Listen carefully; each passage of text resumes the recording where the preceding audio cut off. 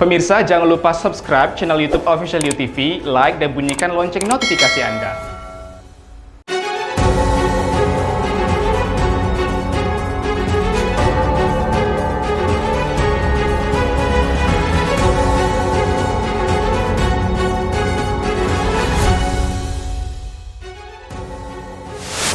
Ratusan penumpang KM Umsini ricuh saat hendak berangkat dari Pelabuhan Sri Bayintan, Kepulauan Riau. Kericuhan ini dipicu kenaikan harga timbangan barang bawaan yang mendadak dengan nominal yang tak rasional. Muncul faktor lain yang diduga ikut menjadi penyebab pencemaran kandungan parasetamol di Teluk Jakarta. Peristiwa kebakaran yang terjadi di kediaman milik keluarga warga negara Indonesia di Taiwan. Dalam kebakaran tersebut, terdapat 3 korban jiwa termasuk 2 orang dengan kewargaan Indonesia.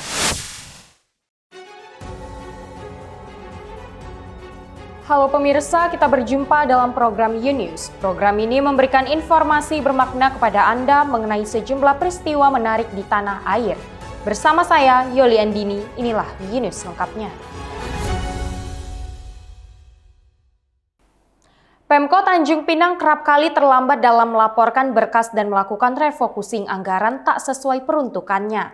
Kedua hal ini membuat Dewan Perwakilan Rakyat Daerah Tanjung Pinang menilai pemerintah Kota Tanjung Pinang tidak fokus dalam mengurusi anggaran daerah.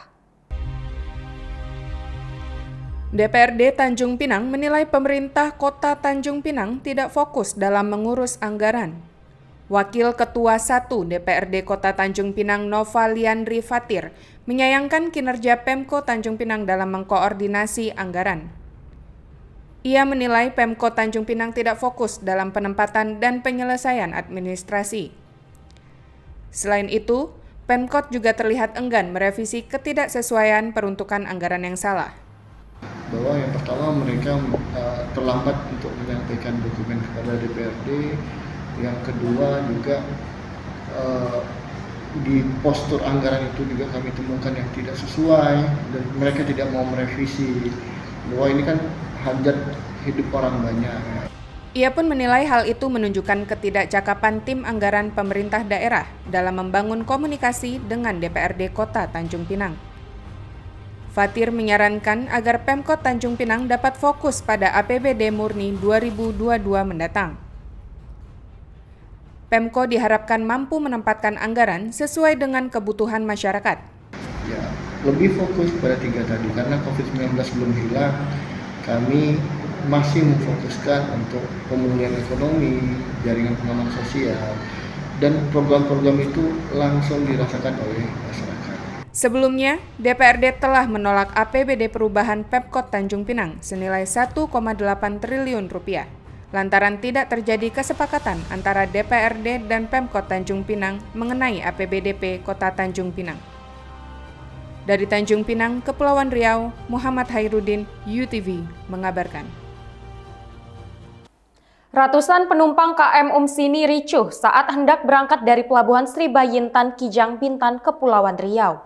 Penyebab kericuhan ini dikarenakan penumpang tidak terima adanya kenaikan harga timbang barang bawaan oleh PT Pelni Cabang Tanjung Pinang.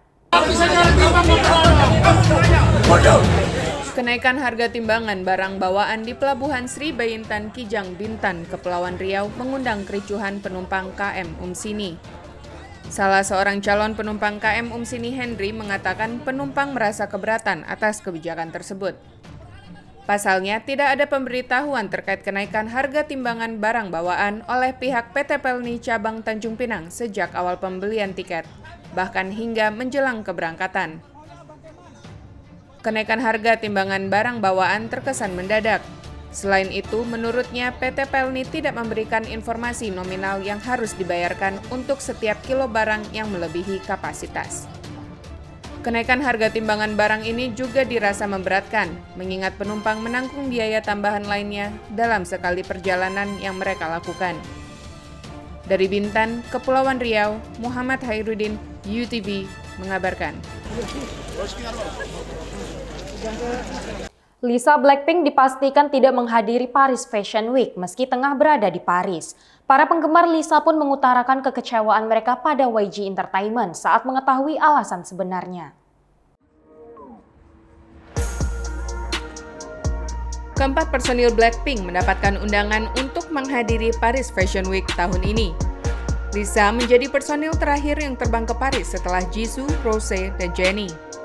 Penggemar pun menanti penampilan Lisa Blackpink sebagai Global Ambassador Bulgari. Namun, CEO Bulgari justru mengumumkan kabar mengejutkan yang membuat para penggemar kecewa. Lewat unggahannya, mereka mengungkapkan Lisa tidak bisa menghadiri Paris Fashion Week karena dilarang mengikuti rangkaian acara Paris Fashion Week bersama Bulgari. Melalui cuitan di media sosial Twitter, penggemar ramai menggunakan kata kunci Justice for Lisa hingga masuk jajaran trending topik. Menurut CEO Bulgari Jean-Christophe, Lisa tidak bisa menghadiri Paris Fashion Week karena agensi YG Entertainment memilih ia tak berpartisipasi. Tidak hanya melewatkan Paris Fashion Week, Lisa juga akan melewatkan pemotretan bersama Zendaya, Lily Aldridge, dan Victoria Sereti. Zuriat Agung Nugraha, UTV, mengabarkan.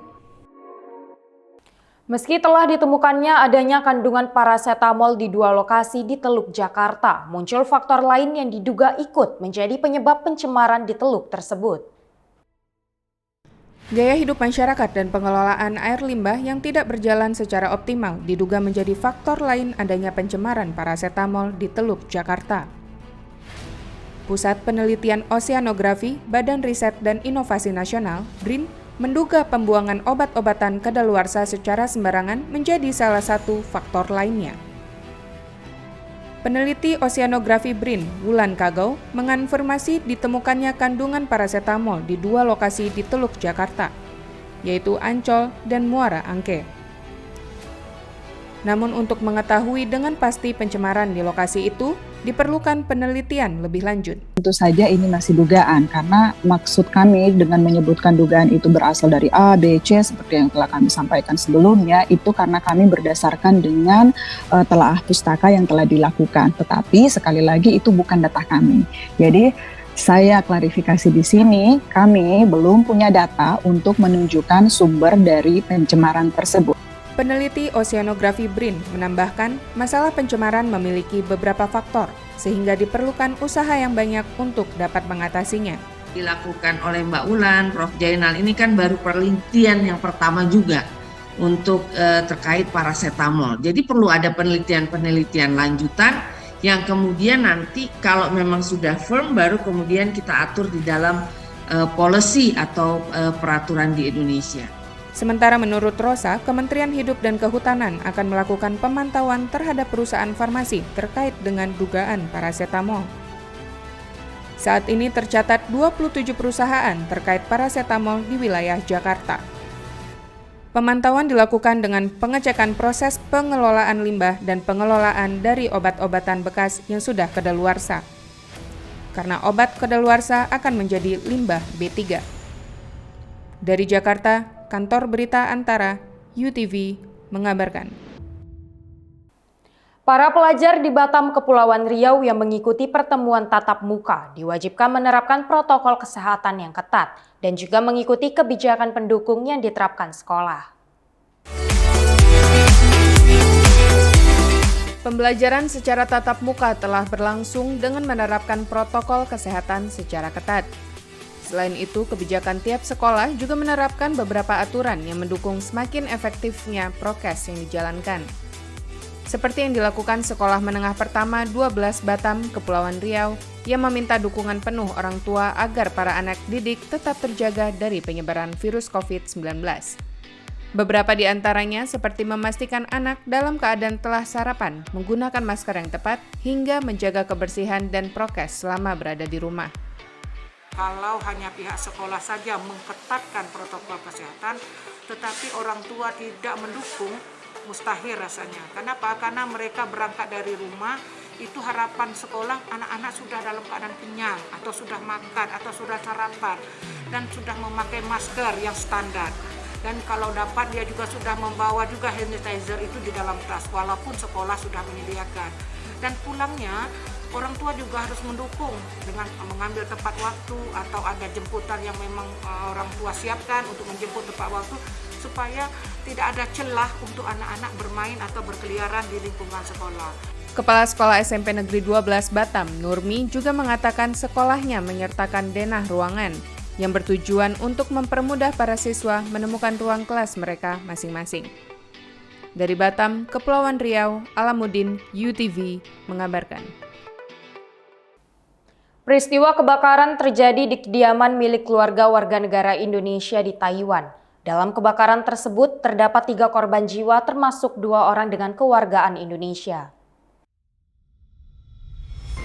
2 warga negara Indonesia menjadi korban jiwa dalam kebakaran yang terjadi di Gusan Distrik New Taipei City, Taiwan.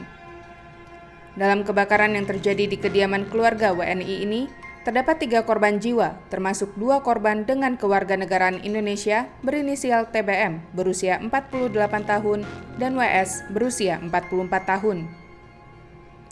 Sementara korban ketiga yang diidentifikasi dengan inisial TM namun tidak terdapat nomor identitas kewarganegaraan RI dalam surat kematian TM. Sehingga sementara ini disimpulkan TM tidak memiliki kewarganegaraan Indonesia. KDEI Taipei mengatakan akan mengklarifikasi identitas korban dengan otoritas setempat. Sementara 2 orang yang disebutkan selamat dari kejadian itu, yakni istri dan anak perempuan TBM, merupakan warga negara Taiwan. Kepolisian setempat masih menyelidiki penyebab kebakaran, namun diduga kuat penyebab kebakaran disebabkan korsleting listrik akibat beban sambungan kabel listrik yang melebihi kapasitas. Dari Jakarta, Kantor Berita Antara UTV mengabarkan. BNNP Aceh memusnahkan hasil tangkapan sebanyak 31,4 kg sabu dan 153 kg ganja kering. Pemusnahan barang haram tersebut merupakan hasil tangkapan sejak Juli yang diselundupkan dari Malaysia.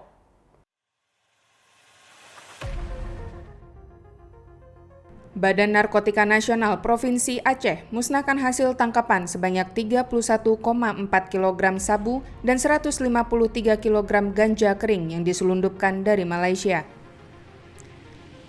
Pemusnahan tersebut merupakan hasil tangkapan BNNP Aceh sejak Juli hingga Oktober 2021. Pemusnahan sabu dilakukan dengan cara diaduk dengan mesin pengaduk semen.